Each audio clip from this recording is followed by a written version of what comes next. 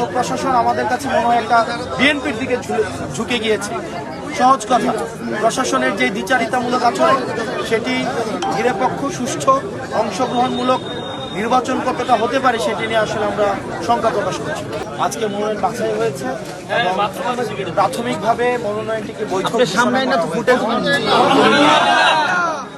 তবে একটি কনসার্নের বিষয় হচ্ছে প্রশাসনের যেই আমরা অভ্যুত্থান পরবর্তী সময়ে যেমন নির্মোহ, বস্তুনিষ্ঠ, নিরপেক্ষমূলক আমরা যেভাবে আচরণ প্রত্যাশা করি, আজকে পরে মনে হয়েছে যে নির্বাচনে কতটা নিরপেক্ষ হবে, প্রশাসন কতটা নিরপেক্ষ থাকবে সেটি আসলে এখন আমি শঙ্কা প্রকাশ করছি।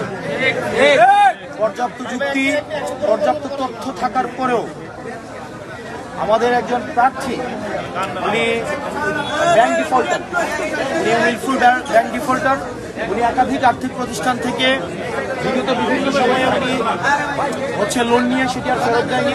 দেশের অর্থকে উনি তসরুফ করেছেন এবং ব্যাংক ডিফল্টার হওয়া সত্ত্বেও উনি সেটিকে এই তথ্যটি যখন গোপন করে এবং হাইকোর্ট স্টে দেওয়ার তথ্যটি যখন গোপন করে, এটি ব্যক্তিগত তথ্য গোপনের পর্যায়ে পড়ে এবং আমাদের নির্বাচনী আচরণ যে বিধিমালা রয়েছে সেখানে স্পষ্ট উল্লেখ আছে, কোনো প্রার্থী যদি ইচ্ছাকৃতভাবে তার তথ্য গোপন করে